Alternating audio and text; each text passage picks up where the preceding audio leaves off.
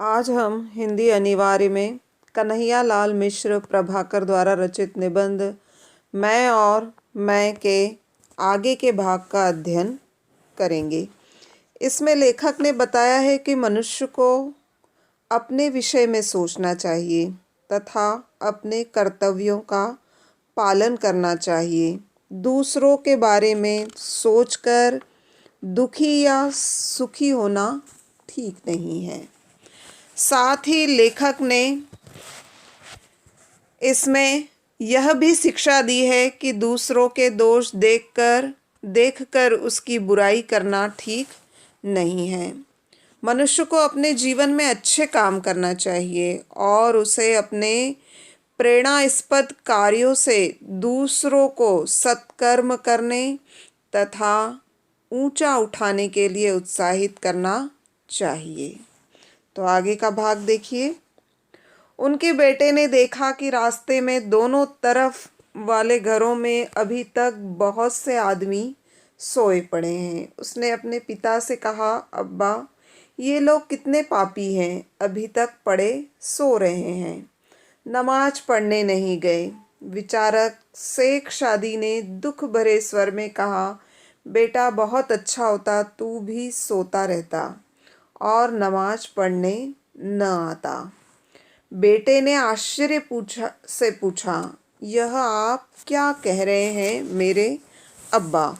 शेख सादी ने और भी गहरे में डूबकर कहा, तब तू दूसरों की बुराई खोजने के इस भयंकर पाप से तो बचा रहता मेरे बेटे। मतलब यह है कि अपने बारे में सबसे पहले जो सोचने की बात है वह यह है कि मेरा यह अधिकार है कि मैं अच्छे से काम करूं, अपने जीवन को ऊंचा उठाऊं, पर मेरा यह कर्तव्य भी है कि जो किसी कारण से अच्छे काम नहीं कर रहे हैं या साफ शब्दों में गिरे हुए हैं, उन्हें अपने कामों से उठने की प्रेरणा देते हुए भी उन पर अपने अहंकार का बोझ न लादूं, क्योंकि अहंकार घृणा का पिता है और घृणा जीवन की संपूर्ण ऊंचाइयों की दुश्मन है। यहाँ पर लेखक ने बताया है कि शेख शादी की जो शिक्षा है उसका आशय है कि मनुष्य यह सोचे कि उसका अधिकार है कि वह अच्छे काम करे और अपने जीवन को ऊंचा उठाए, लेकिन उसका यह कर्तव्य भी है कि वह अपने ऊंचे कामों से उन लोगों को प्रेरणा देकर अच्छा बनाए तथा ऊंचे उठाए, उन्हें ऊंचा उठाए। लेकिन जो पिछड़ गए हैं, जो किसी कारण से पीछे रह गए हैं, जिनके कर्म अच्छे नहीं हैं, उसको अपने अच्छे कामों पर घमंड नहीं करना चाहिए। जो उससे अच्छा काम करने की प्रेरणा लेते हैं उन पर कोई एहसान नहीं जताना चाहिए। अहंकार, घमंड से मन में घृणा उत्पन्न होती है और घृणा जीवन की सभी उच्च बातों के विरुद्ध है और घृणा करने से मनुष्य का पतन होता है। और सबसे महत्वपूर्ण बात तो यह है कि जो घृणा करता है वही घृणा से हानि भी उठाता है, इसके कारण उसका पतन भी होता है। तो यहाँ पर लेखक ने मनुष्य को अपने जीवन में अच्छे काम करने की बात कही है। साथ ही उन्होंने यह भी बताया है कि अपने कामों से दूसरों को सत्कर्म करने और ऊंचा उठने के लिए उत्साहित करना चाहिए। खास बात यह है कि घृणा उसका घात करती है जो घृणा करता है। इस तरह मैं दूसरों से घृणा करके अपना ही घात करता हूँ। तो लेखक यहाँ बताते हैं कि सबसे महत्वपूर्ण बात यह है कि जो घृणा करता है वही घृणा से हानि उठाता है और इसके कारण ही उसका पतन होता है। तो घृणा को रोकना जरूरी है। हाँ जी, घृणा को रोकना, उसे उत्पन्न ही न होने देना बहुत ज़रूरी है। पर रोकने की बात कहकर तुमने मुझे एक पुरानी बात याद दिला दी।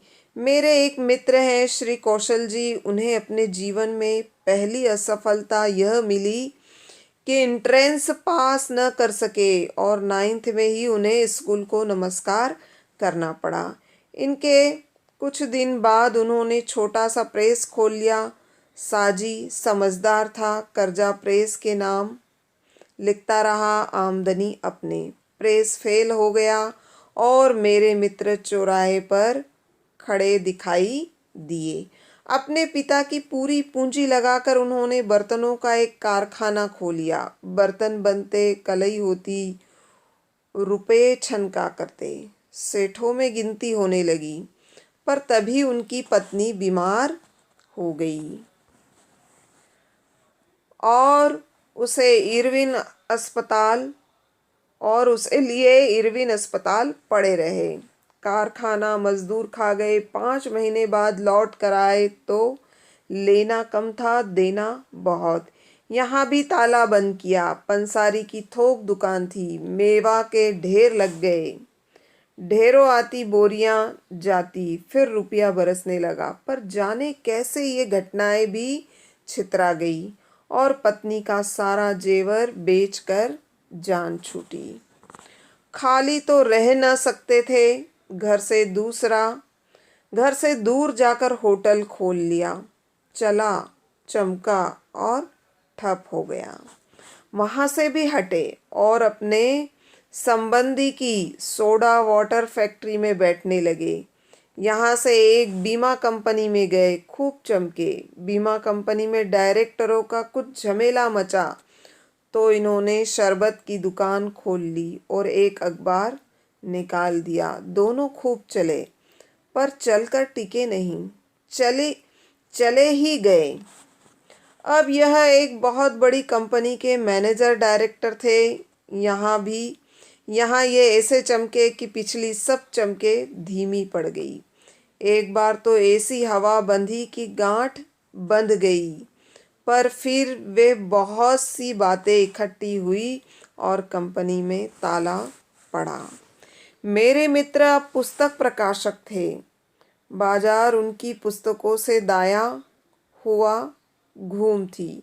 खूब जोर रहे। देश स्वतंत्र हुआ। उन्हें एक यात्रा के बीच में एक जाति के लोगों ने उतार लिया और जाने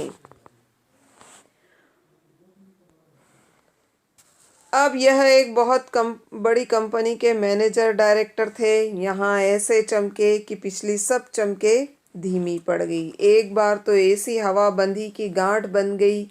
पर फिर वे बहुत सी बातें इकट्ठी हुई और कंपनी में ताला पड़ा।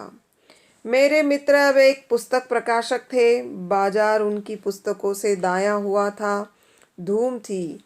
खूब जोर रहे। देश स्वतंत्र हुआ। उन्हें एक यात्रा के बीच में एक जाति के लोगों ने उतार लिया और जाने कितने दिन बंदी रहे।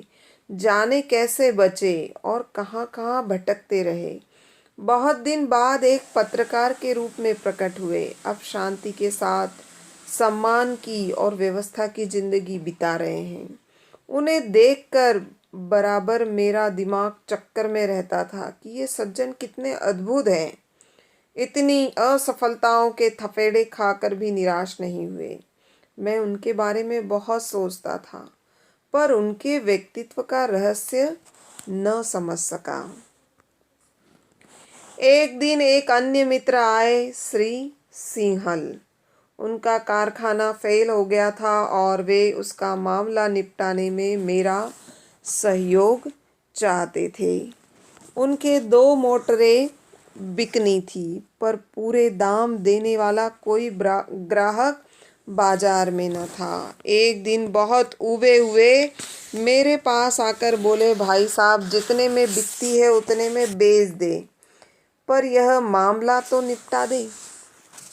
मैंने कहा, मामला तो निपटाना ही है, पर 10,000 की गाड़ियाँ 6,000 में कैसे बेच दूँ?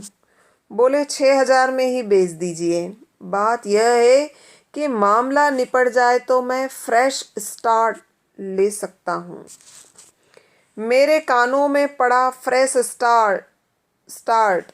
इसका अर्थ होता है नया, ताज़ा, आरंभ। सुनते ही एक नई ताजगी अनुभव हुई और मैंने सोचा कि हर नया आरंभ अपने साथ एक ताजगी, एक तेजी, एक स्फुरण लिए आता है।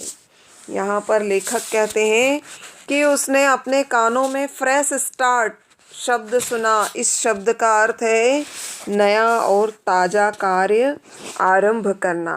फ्रेश स्टार्ट शब्द सुनकर लेखक को ताज़ापन अनुभव हुआ और उसका आलस्य भाव दूर होते दिखा। तो उन्होंने विचार किया कि प्रत्येक नवीन कार्य या प्रत्येक नया कार्य मनुष्य को एक प्रकार की ताज़ापन, तेजी तथा स्फूर्ति देता है। तभी याद आ गए मुझे कौशल जी, जो जीवन में बार बार असफल होकर भी थके नहीं, उबे नहीं, बराबर आगे बढ़ते रहे। और आज पहली बार मेरी समझ में आया कि उनकी उस अपराजित वृत्ति का रहस्य, अपराजित वृत्ति यानी कभी न हारने वाली आदत, यह रहस्य है नया ताजा आरंभ। वे हारे पर हार कर रुके नहीं और इस पर न रुकने में ही उनकी सफलता का रहस्य छिपा हुआ था। उस समय लेखक को अपने मित्र कौशल जी की याद आई। वह जीवन में अनेक बार असफल हुए किंतु न थके, न उबे, बल्कि बराबर आगे बढ़ते रहे। कौशल जी की इस कभी न हार न मानने वाली प्रवृत्ति का रहस्य लेखक को सिंहल जी के फ्रेश स्टार्ट शब्द को सुनकर समझ में आया। ताज़ा आरंभ में ही कौशल जी की अथक वृत्ति का रहस्य छुपा हुआ था। वह थके और हारे परंतु हार कर रुके नहीं, नए कार्य आरंभ किए और आगे बढ़ते नहीं रहे। और उनके न रुकने में ही उनकी कभी हार न मानने की प्रवृत्ति का रहस्य छिपा हुआ है।